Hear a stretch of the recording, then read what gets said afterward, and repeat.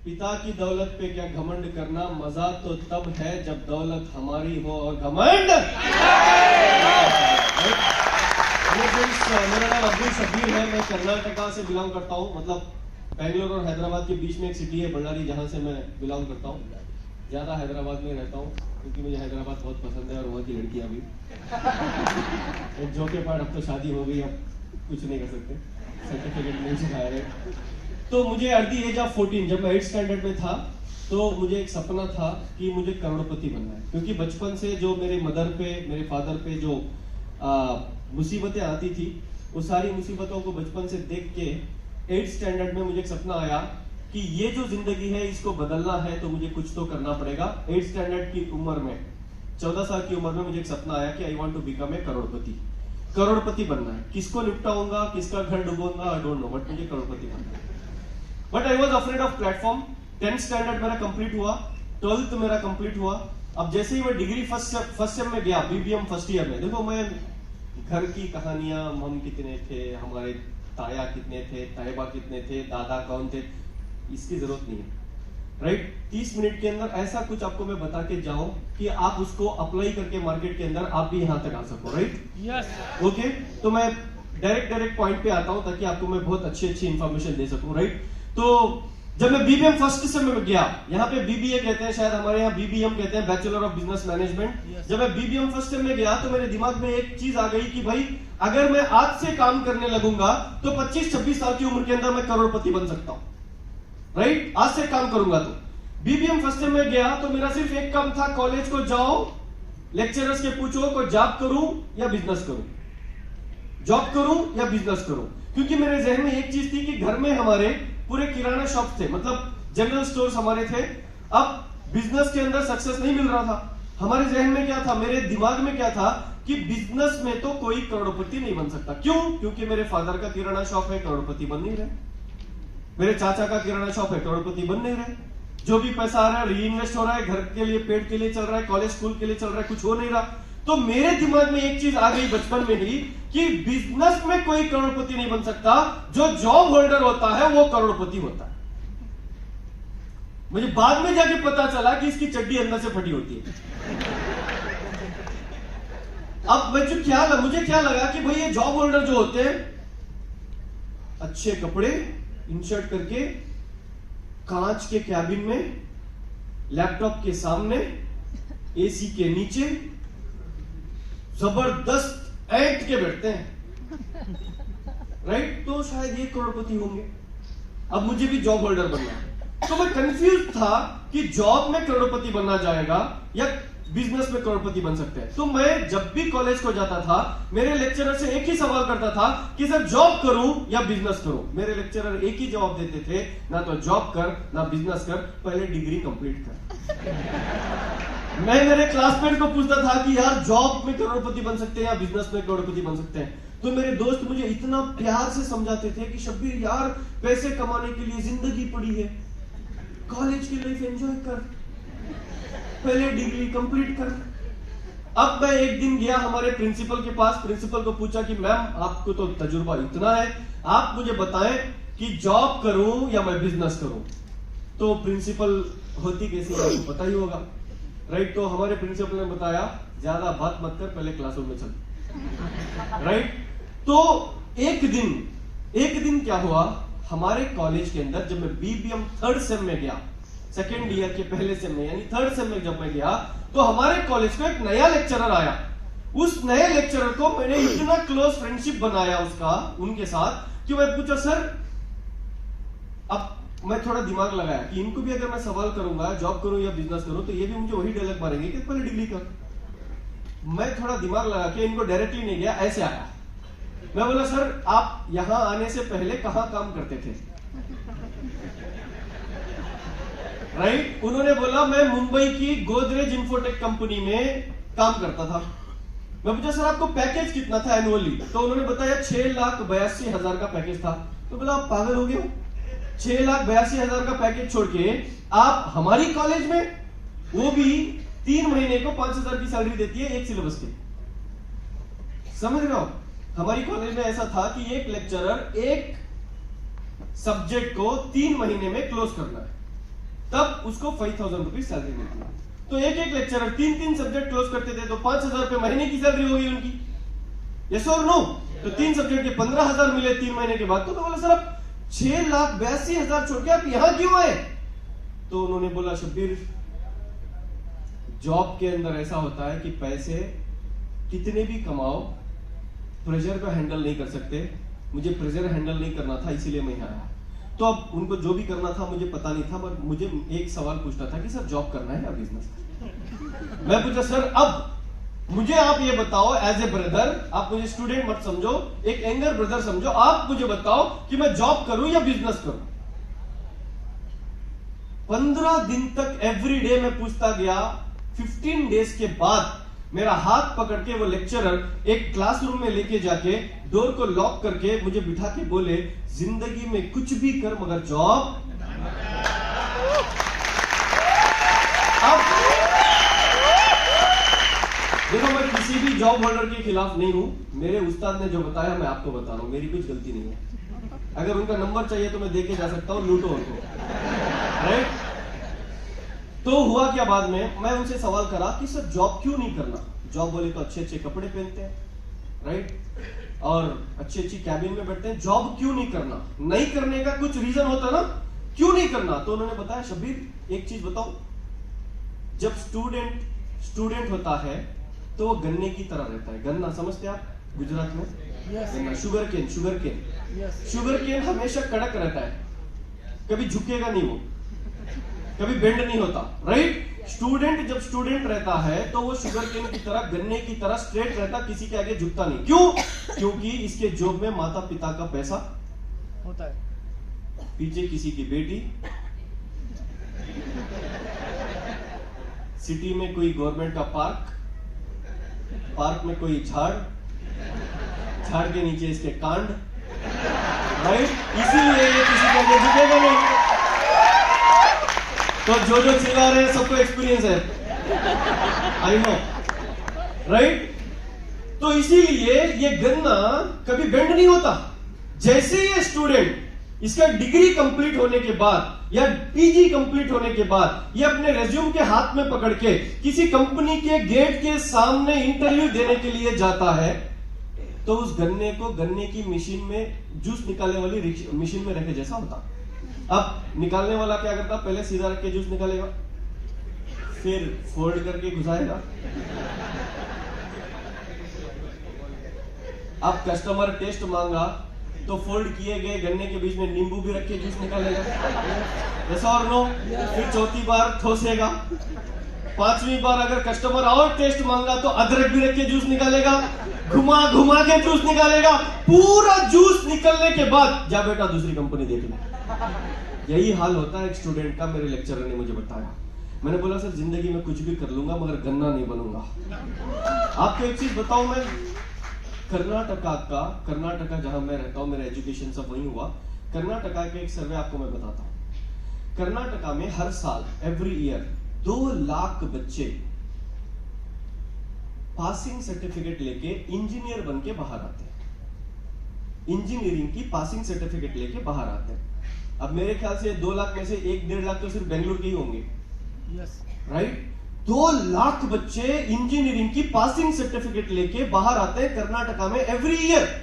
और उन 2 लाख बच्चों में 40,000 बच्चे ऐसे हैं जिनको पॉलिटिकल रिकमेंडेशन के ऊपर जॉब मिलता है। और 1,60,000 बच्चों में और 40,000 बच्चे ऐसे हैं जो उनके माता पिता का बिजनेस कंटिन्यू करते हैं, कैरी ऑन करते हैं। और बच्चे कितने?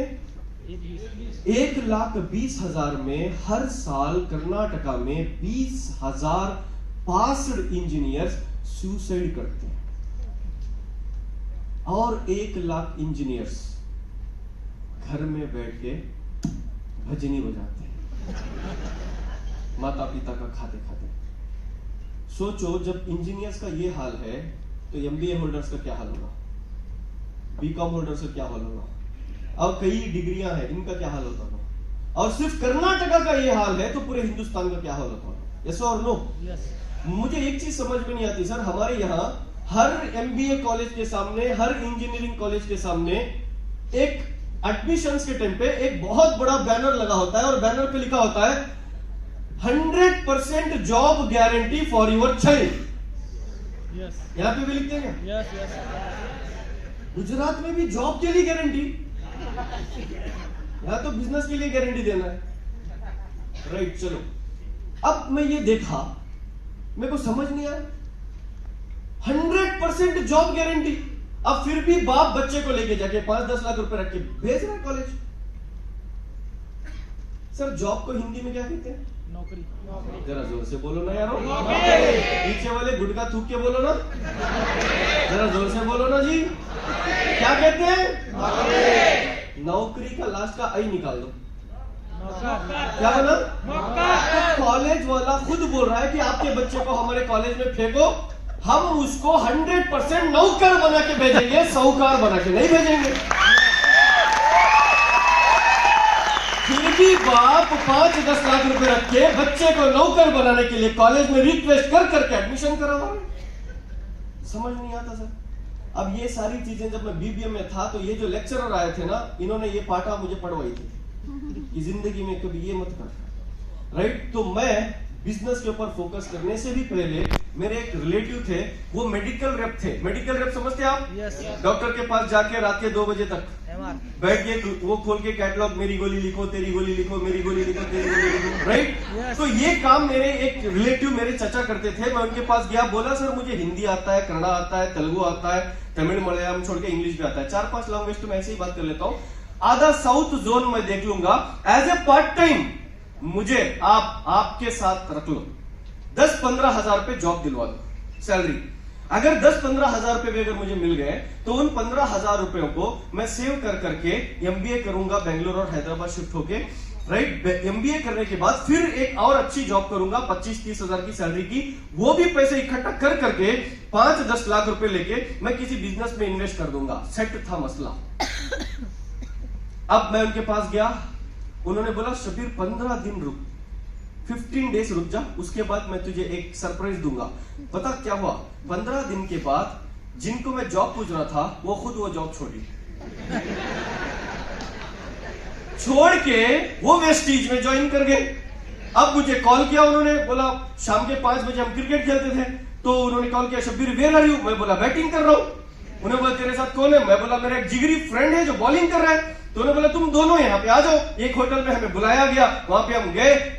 अब जैसे ही हम गए तो मुझे जिन्होंने बुलाया, मेरे रिलेटिव, वो इधर बैठे थे, टेबल ऐसा था, यहाँ पे 2 लोग इस तरह बैठे थे, white shirt, black pant, Vestige का टाई। अब मुझे ये वेस्टीज की टाई मुझे क्या पता था जब, अब वो 2 लोग वहां बैठे थे, मेरे रिलेटिव यहाँ बैठे थे। अब मैं और मेरा दोस्त नूर दोनों गए। अब मैं नूर को बोला, नूर दोनों टाई वही में आए, शायद इंटरव्यू लेने के लिए आए, जॉब पक्का। मैं 15 दिन पहले इनको जॉब पूछा था, जॉब पक्का, थोड़ा तमीज से बैठ, तमीज से। रेडा हम दोनों तमीज से बैठ रहे। मुझे बाद में पता चला जिसके सामने मैं तमीज से बैठ रहा था, साला वो 4th स्टैंडर्ड फेल था, वो भी उर्दू मीडियम। अब जाके हम तमीज से बैठे। अब जैसे ही तमीज से बैठे, उन्होंने बोलना स्टार्ट किया, नोनी, स्पिरुलिना, आमला, दुबला मोटा होता, मोटा दुबला होता, हमारे यहाँ कैंसर निकल गया, हमारे यहाँ हार्ट अटैक चला गया। मैं बोला सारे कैंसर हॉस्पिटल तुमने ही बंद करवा दिए, फिर क्या बातें करते हो सर। सारी चीजें उन्होंने बोले। जब डाइटरी फाइबर नहीं था, राइट, सिर्फ 37 प्रोडक्ट्स थे वेस्टीज में। कितने? 37 प्रोडक्ट्स। और हमने उस टाइम टीम बनाई सर, 2013 मई में मैं ज्वाइन किया था, 19 साल की उम्र थी मेरी। पता, जब 3G 4G नहीं था, सिर्फ 2G था। क्या जी? 2G। और वेस्टीज का ऐप नहीं था, वेबसाइट था, www.mywestige.com टाइप करके एंटर मार के पानी नहा के आने के बाद पेज ओपन होता था। प्रोफाइल में आईडी पासवर्ड डाल के ब्रेकफास्ट करके आने के बाद प्रोफाइल ओपन होती थी। और ये जो हेयर ऑयल है ना, हमारा हेयर ऑयल का ऊपर का जो ढक्कन होता है ना, ढक्कन फूट के आधा हेयर ऑयल ची के हमारे हाथ में आता था। अब वो हेयर ऑयल लेके जाके हम कस्टमर को देना था। बताओ हम कैसे कन्विंस किए होंगे कस्टमर को? उस टाइम से काम कर रहे हैं, राइट। फिर भी हिम्मत नहीं हारी सर, काम करते गए, मगर काम करने के लिए कुछ समझ में नहीं आ रहा था यहाँ पे। अब जैसे ही उन्होंने वेस्टीज के बारे में बोला, मैं बोला सर अच्छा वो प्रेस्टीज की कुकर कंपनी, अरे वो नहीं वेस्टीज वेस्टीज। मैं बोला अच्छा वेस्टेज, नहीं वेस्टीज वेस्टीज। आपको भी कई लोग ऐसे मार्केट में मिलते होंगे जो कहते होंगे प्रेस्टीज कुकर की कंपनी या वेस्टेज कंपनी। मैंने भी यही डायलॉग मारा था, आज यहाँ पे हूं, राइट। तो इसके बाद मैं सिंपल सा डायलॉग मारा, पूरा सुनने के बाद मैं बोला सर अम्मी को पूछ के बताऊंगा। अब मार्केट में आपको ऐसे लोग मिलते हैं कि मम्मी को पूछ के बताऊंगा, पापा को पूछ के बताऊंगा, राइट। कुछ लोग कहते हैं हस्बैंड को पूछ के बताऊंगी, कुछ कहते हैं बीवी को पूछ के बताऊंगा। ये तो मिलना नॉर्मल है, ऐसा और नो। मगर पता नहीं मैं कितना अनलकी फेलो था, मुझे एक बंदा ऐसा मिला, 1.5 घंटा उसको मैंने प्लान बताया, 4 घंटे उसके सवाल के जवाब दिए। कसम से बता रहा हूं, झूठ नहीं बोल रहा मैं। 4 घंटे, दोपहर के 2 बजे से शाम के 6 बजे तक मेरे मुंह में ना पानी गया ना खाना गया, खुद तो खा के आके बैठा था। 4 घंटे उसके सवाल के जवाब दिया सर। सारा सुनने के बाद पता क्या कहता है, शब्बीर जी आपकी बातें मुझे समझ में आ गई, मैं सास को पूछ के बताऊंगा। अब जब मेरी शादी नहीं हुई थी मुझे पता नहीं था सास इतनी डेंजर होती है। अब शादी के बाद पता चला सुपर डेंजर होती है। नहीं मेरी ऐसी नहीं है, आपकी होंगी, राइट। तो ऐसे भी मिल जाते हैं लोग, राइट। तो मैं बोला सर मैं मम्मी को पूछ के बताऊंगा। तो अब आगे वाले को पता था इसकी मम्मी बोलेगी नहीं, ये बोलेगा नहीं, इसको पकड़ के अभी कुछ निपटाएंगे। तो उन्होंने बोला शब्बीर और 2 मिनट मिल सकते हैं मुझे। मैं बोला ले लो सर। तो 2 मिनट मैं और मेरा फ्रेंड बैठे, तो उन्होंने बताया शब्बीर बेंगलोर में एक बंदा फर्स्ट स्टैंडर्ड 7 मंथ्स स्कूल को गया, अनएजुकेटेड, 13 साल लोकल ऑटो का ड्राइवर था, वेस्टीज में आने से पहले किसी कंपनी में 9 साल तक काम किया, कुछ भी नहीं मिला। यहां पे आके 4 साल के अंदर एक ऑटो का ड्राइवर आज BMW कार चलाता है। तो जैसे ही उन्होंने बोला, मेरे जो बाजू बैठा था ना मेरा दोस्त, उसने मुझे जोर से पिंच किया, बोला और कुछ मखमल की टोपी डलवाना बाकी है या चल, राइट। मैं बाहर जाके उसको पूछा क्या जी, कहता जब एक ऑटो का ड्राइवर BMW चलाता है तो मैं और तू गधे चराने के लिए बीबीएम पड़े, वो लोग टोपी डाल रहे हैं तू दलवाते जा रहे, चल यहां से निकल। तो वहां से हम निकले, 15 दिन तक मैं मेरे अपलाइन को मिला नहीं सर, छुप के फिरा। 16th डे मेरे अपलाइन ने मुझे देखा, बोला आधार कार्ड दे, राइट। अब आधार कार्ड के साथ मेरे पास 610 रुपए थे, जब 1000-1200 रुपए में 330 पीवी हो जा रही थी, राइट। तो मैं 610 रुपए दिया, थैंक्स टू माय अपलाइन। उस वक्त उन्होंने अपने पॉकेट के 390 रुपए डाल के मुझे ज्वाइन करवाया, तब मैं यहाँ पे आज खड़ा हूं। तो वेस्टीज में ज्वाइन करने के 8-10 दिन के बाद प्रोडक्ट आया। प्रोडक्ट आने के बाद मैं खाया कुछ प्रोडक्ट, घर में जाके बोला। अब घर में जैसे ही मैं जाके बोला तो मेरे फादर ने बोला अगर तुझे साबुन तेल पेस्ट बेचना है तो घर से बाहर निकल, राइट। मैं मेरे फ्रेंड्स के पास गया, कोई नहीं माना, तो मैं मेरे सीधा क्लास को गया। क्लास में हम 4 लोग थे। कितने लोग थे जरा जोर से बोलो? 4 में मैं भी था। 2 लड़कियां थे, 2 लड़के। अब मैं पहली लड़की के पास गया जो मेरे दिल के नहीं सिर्फ करीब थी, एज ए फ्रेंड। तो मैं उसको जाके बोला यार अमरीन, जिंदगी के 2 साल, रोज के 2 घंटे वेस्टीज को दे दे प्लीज। पता हो क्या कहती, हमारे अब्बू मारते। अब मैं दूसरी लड़की के पास गया, जाके बोला यार जिंदगी के 2 साल, रोज के 2 घंटे वेस्टीज को दे दे प्लीज। कहती शब्बीर आपको मालूम नहीं मेरा एंगेजमेंट 15 दिन हुआ, हमारे मियां मारते। अब मैं ऐसा हो गया था अमिताभ बच्चन, जाग जाओ जिंदगी के 2 बूंद, पोलियो जिंदगी के 2 बूंद। अब मैं गया, मेरा दोस्त, मेरा यार जो मेरे बेंच में बैठ के पढ़ता था 5 साल से, उसका नाम था अयूब। क्या था? कुछ लोगों को याद है मेरा दोस्त, राइट। मैं उसके पास गया, बोला अयूब जिंदगी के 2 साल, रोज के 2 घंटे प्लीज। पता उसने क्या बोला? शब्बीर को किसी ने साबुन तेल बेचने वाला नींबू करा दिया। आज भी मिलता है सर वही खटारा स्कूटी। अब मैं कौन सी कार में जाता हूं आपको बाद में दिखाएंगे सर, पता कहता है शब्बीर भाई बहुत दिन के बाद मिले हो, चलो चाय पीते हैं। जब हम चाय पीने जाते हैं ना, कहता है शब्बीर तुम्हारी किस्मत बहुत अच्छी थी। मैं कहता हूं किस्मत बहुत खराब थी साले, तेरे नींबू ने काम किया सब। किस किस को चाहिए वो नींबू? पीछे वाले किस किस को चाहिए नींबू? वो नींबू मिस्टर इंडिया की तरह हिडन होता है, दिखता नहीं है। और सिर्फ 2 साल उस नींबू को अपने पॉकेट में रख के घूम लो, वो नींबू कुछ नहीं करेगा, आपको एक मर्सिडीज दिलाएगा, साल में 2 बार फॉरेन ट्रिप लेके जाएगा, महीने का 1 लाख रुपए इनकम दिलाएगा। और वो नींबू पता किसके पास मिलता है? अपलाइन के पास। अपलाइन के पास। और जिस अपलाइन के पास कार है उसके डिक्की में तो बहुत भरे पड़े हुए हैं, एक लेके रख लो बस, जिंदगी मस्त, राइट? तो ऐसे मुझे रिजेक्शंस मिले। मैं सीधा गया मेरे अपलाइन के पास, बोला सर, फ्रेंड्स को बोला, रिलेटिव्स को बोला, पेरेंट्स को बोला, सबको बोला, कोई नहीं मान रहा, क्या करो आप, व्हाट नेक्स्ट? तो पता मेरे अपलाइन ने क्या बताया? शब्बीर गांव छोड़। मैं बोला है, तेरे गांव के लोग तुझे नहीं मानेंगे, घर की मुर्गी दाल बराबर। तू एक काम कर, तेरे गांव से 50 किलोमीटर दूर एक सिटी है बल्लारी। मैं पहले गांव में रहता था, बल्लारी अब रहते हैं, तो बल्लारी जा।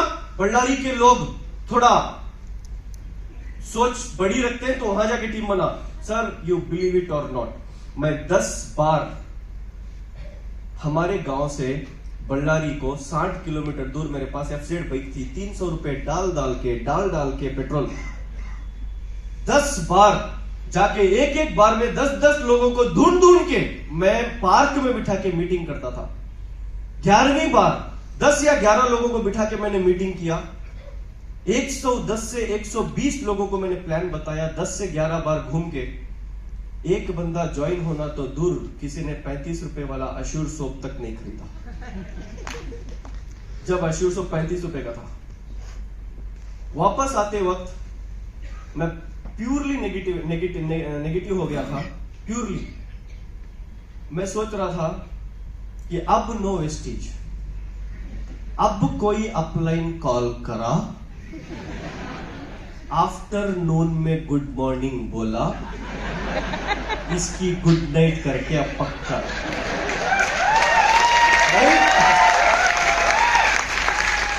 जब भी फोन करो कहता है 6 लाओ। कहां से लाओ? 120 को बोला, एक नहीं आया, 6 कहां से लाओ? अब मेरे पास सिर्फ एक चारा था, कोई खबरस्तान चले जाओ, मुर्दे को प्लान बताओ, मुर्दे का आधार कार्ड निकालो, ज्वाइन कराओ। मैं बोला नहीं, अब नहीं होगा, नो वेस्टेज। नेगेटिव में आ रहा था बाइक चलाते हुए, thanks to Abdul Kalam sir. मैं उनकी बायोग्राफी पढ़ा था, उनके 2 स्टेटमेंट सडनली मेरे जहन में आए। पहला स्टेटमेंट था अब्दुल कलाम सर का, जो मुझे मोटिवेट किया कि failure is the first step of success. Failure is the first step of success. मैं सोचा कि शब्बीर 19 साल की उम्र में जब तुझे इतने फेल्यूर आ रहे हैं तो एक दिन आएगा, सक्सेस जरूर मिलेगी। दूसरा स्टेटमेंट मेरे जहन में आता गया अब्दुल कलाम सर का कि if you want to shine like a sun, first burn like a sun. अगर आपको सूर्य की तरह चमकना है तो सूर्य की तरह जलना पड़ेगा। मैं जहन में एक ही चीज सोचा कि 19 साल की उम्र में जब तुझे तेरा रब इतना जला रहा है तो एक दिन आएगा तू पूरे हिंदुस्तान में चमकेगा। सर आज सऊदी अरब में मेरा एग्जाम्पल देके लोगों को ज्वाइन कर रहा है।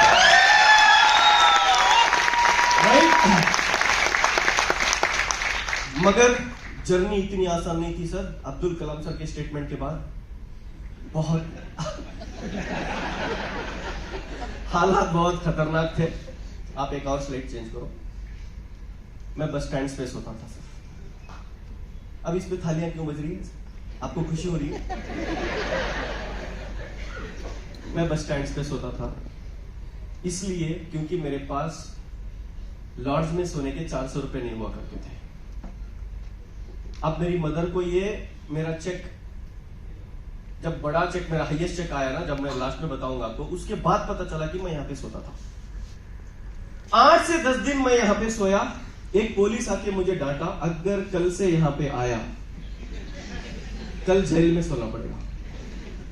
तो मैं वहां से उठा, रेलवे स्टेशन गया। 3 रुपए की प्लेटफॉर्म टिकट मिलती थी। जब 3 रुपए की प्लेटफॉर्म टिकट लेके मैं रेलवे स्टेशन पे चेयर्स पे अगर सोया तो पुलिस फिर से मारेगा, इसीलिए चेयर के नीचे सोता था सर।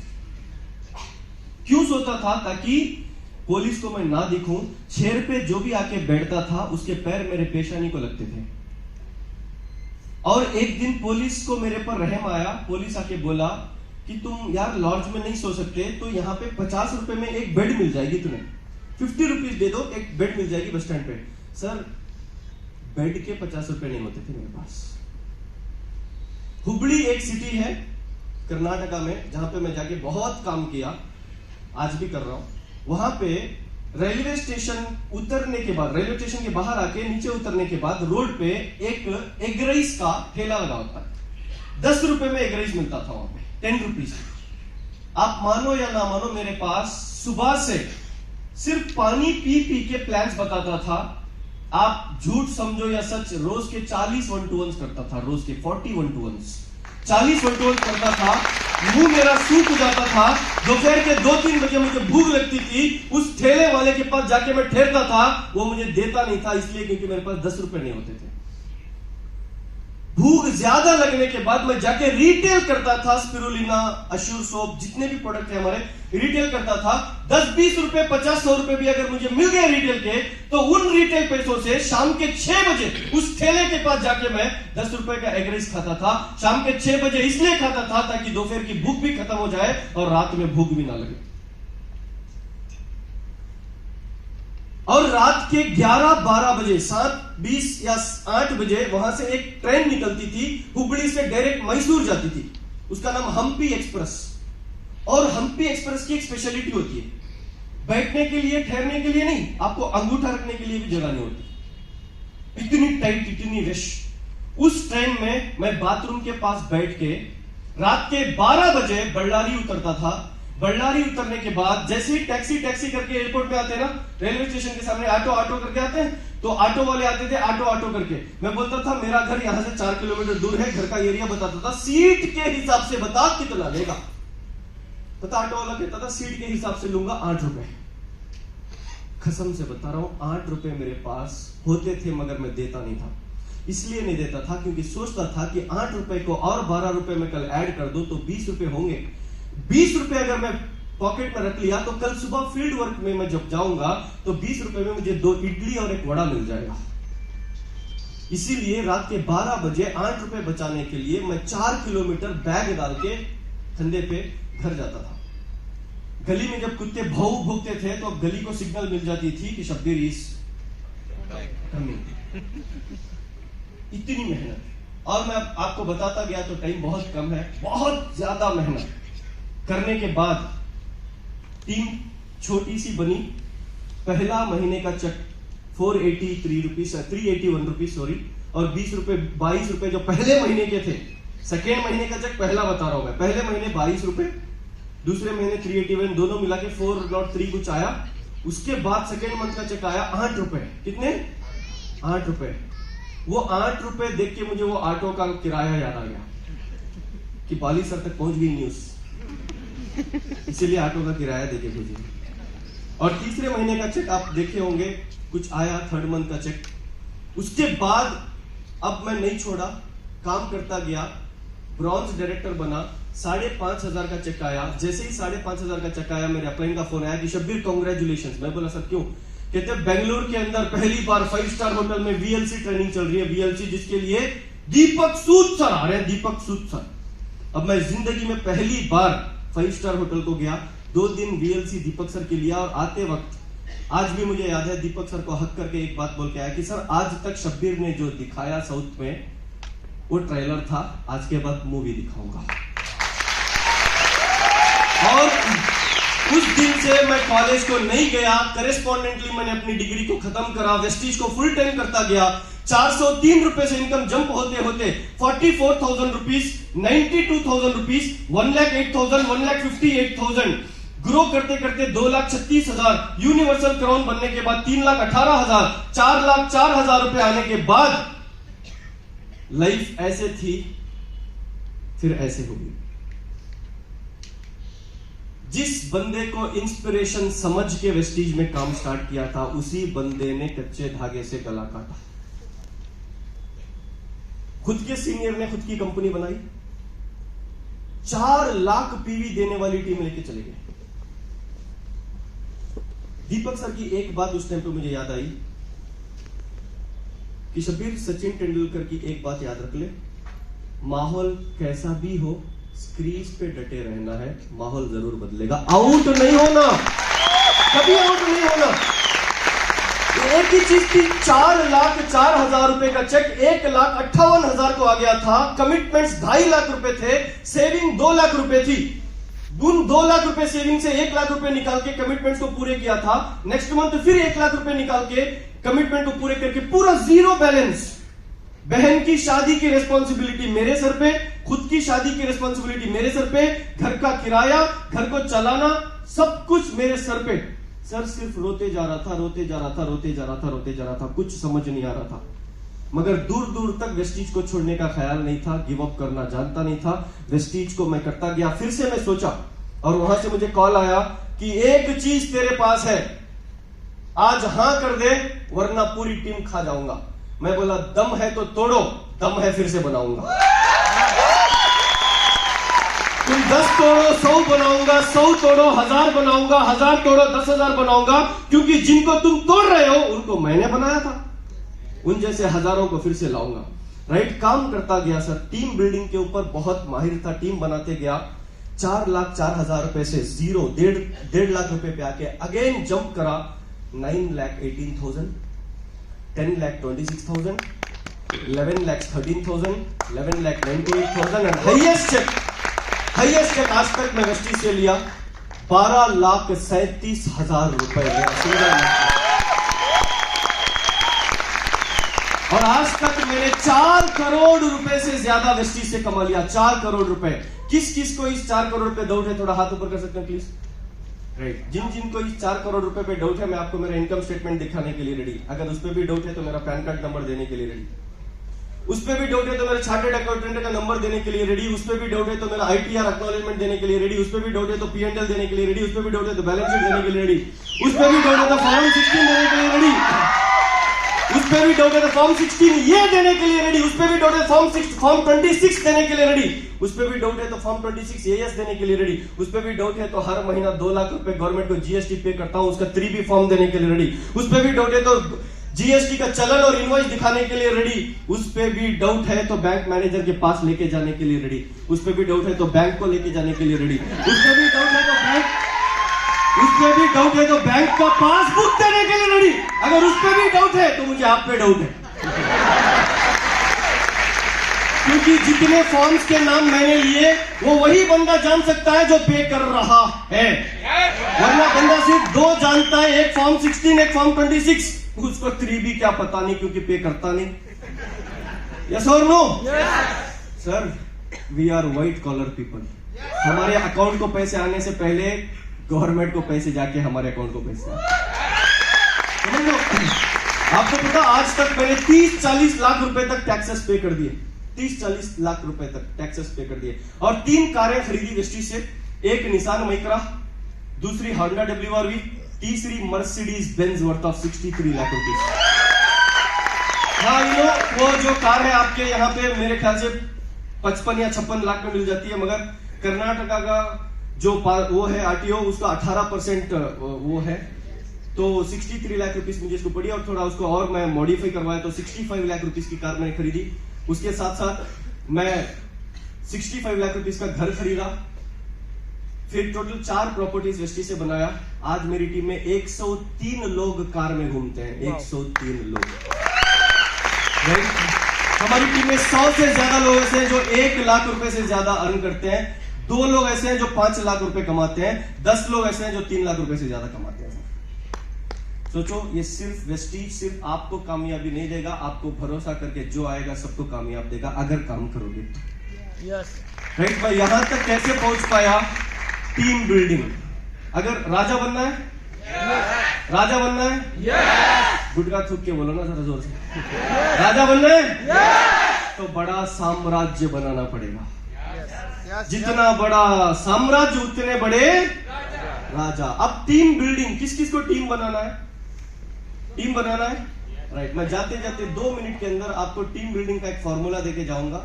अगर आप समझदार को इशारा कर, अगर आप इस स्टोरी को समझ गए तो लाखों की टीम बनाओगे, नहीं समझे तो खुद भी नहीं टिक पाओगे। राइट? तो एक दिन क्या हुआ, ये जो स्टोरी है इसमें मैं कम और आप ज्यादा बात करेंगे। आप वादा करोगे तो मैं स्टोरी बोलूंगा, वरना वैसे भी मेरा टाइम हो गया है। यस बोलेंगे यस पीछे वाले दाने दाने में केसर का दम थूक के बोलना पड़ेगा। पक्का बोलेगी ना? पक्का? एक दिन क्या हुआ, मैं चिकन मार्केट को गया। चिकन मार्केट में मैं आधा किलो चिकन लिया। अब जैसे ही चिकन की बैग लेके मैं बाहर निकला, बाहर कौन था? कुत्ता। आप बहुत गए हो चिकन मार्केट, बहुत तजुर्बेदार लोग हैं यहाँ पे। तो कुत्ता था बाहर, तो कुत्ते ने मेरे बैग को देखा। अब जैसे ही कुत्ते ने मेरे बैग को देखा, क्या करेगा? राइट? तो अब मैं क्या करा, कुत्ते को दूं या भागूं? अब मैं भाग रहा था, कुत्ता मेरे पीछे पीछे आ रहा था। मैं आगे, कुत्ता पीछे, मैं आगे, कुत्ता पीछे। कुत्ते को 65 किलो का शब्बीर नहीं, आधा किलो मुर्गी चाहिए। जैसे ही कुत्ते ने मेरे बैग को देखा, कुत्ते का ड्रीम क्या बन गया? चिकन। जरा जोर से बोलो ना जी, पीछे वाले प्लीज। कुत्ते का गोल क्या बन गया? कुत्ते का ड्रीम क्या बन गया? कुत्ते का एम क्या बन गया? कुत्ते का टारगेट क्या? तो मैं और स्पीडली भाग रहा हूं, और स्पीडली भाग रहा हूं, कुत्ता भी पीछे भाग रहा है। राइट साइड एक पान शॉप था, पान शॉप, वहां पे और 4 कुत्ते। कुत्ता कुत्ते को साथ देगा या मुझे साथ देगा? कितने कुत्ते हुए? 5 कुत्तों का ड्रीम क्या? 5 कुत्तों का गोल क्या? 5 कुत्तों का टारगेट क्या? 5 कुत्तों का एम क्या? 5 कुत्तों को 65 किलो का शब्बीर नहीं, आधा किलो चिकन चाहिए। वो 5 कुत्ते मेरे पीछे, मैं अकेला भाग रहा हूं, भाग रहा हूं, भाग रहा हूं, भाग रहा हूं, भाग रहा हूं। लेफ्ट साइड एक बाईपास आया, बाईपास के पास और 4 कुत्ते। कितने कुत्ते हुए? 9 कुत्तों का गोल क्या? 9 कुत्तों का एम क्या? 9 कुत्तों का टारगेट क्या? जो नहीं बोल रहे उन्हों कौन?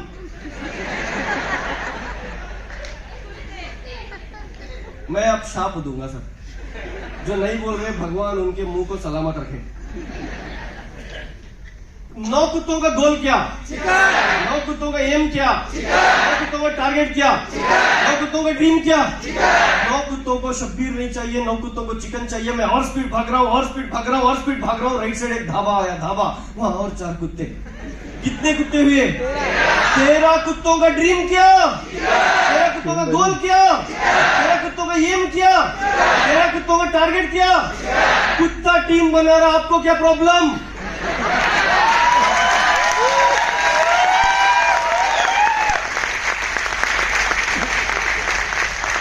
कुत्ते ने भागते भागते तेरा आधार कार्ड ले लिए। मॉरल ऑफ द स्टोरी क्या है बताऊं? जैसे ही एक कुत्ता मेरे बैग को देखा, वो बैग उसका गोल बन गया, और उसका गोल क्लियर था। और उस कुत्ते का जो गोल था, वो गोल के ऊपर उसको क्लैरिटी थी, और उसी गोल के ऊपर वो फोकस कर रहा था। Goal and focus. कुत्ता उस गोल के ऊपर फोकस करके भाग रहा था, भाग रहा था, भाग रहा था। इसने किसी को प्लान नहीं बताया। जो 4 दोस्त पान शॉप के पास थे ना, उन्होंने इसके एक्साइटमेंट को देख के उन्होंने सोचा कि यार ये इतनी शिद्दत से भाग रहा है तो कुछ तो है, चल हम भी भागते हैं। अब 5 लोग आगे, 5 लोगों का गोल एक, फोकस एक। 5 लोगों की एक्साइटमेंट को देख के जो बाईपास के पास और 4 दोस्त थे, उनको लगा कि 5 लोग भाग रहे हैं तो कुछ तो जरूर है, चल चलते हैं। 9 लोग भाग रहे हैं तो और 4 लोग देखे। सर, अगर आपका गोल क्लियर एंड कट हो, उस पे आपका फोकस क्लियर एंड कट हो, तो आप लोगों के पास नहीं, लोग खुद आपके पास आए। आपको एक चीज बताऊं जाते जाते, इस देश में, हिंदुस्तान में कामयाब होने के लिए 3 प्लेटफॉर्म्स हैं। कितने? पहला प्लेटफॉर्म पॉलिटिक्स, जिगर चाहिए, हमारे पास नहीं है। दूसरा प्लेटफॉर्म फिल्म इंडस्ट्री, चेहरा चाहिए, हमारे पास नहीं है। तीसरा प्लेटफॉर्म हम और आप जैसे आम लोगों के लिए, मेरा रब वो भगवान। हिंदुस्तान में हम और आप जैसे लोगों को कामयाब करने के लिए तीसरा प्लेटफॉर्म वेस्टीज बना कर